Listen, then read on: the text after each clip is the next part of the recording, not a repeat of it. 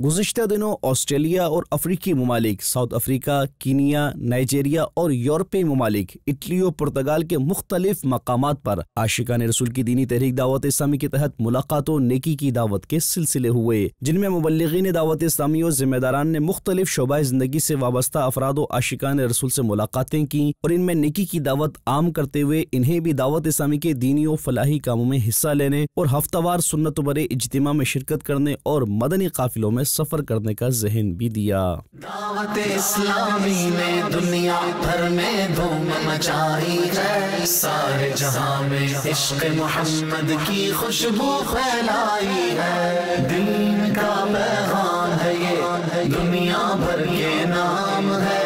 دین کا پیغام ہے یہ دنیا بھر کے نام ہے۔ عاشقان مصطفیٰ دنیا میں کہلانے لگے،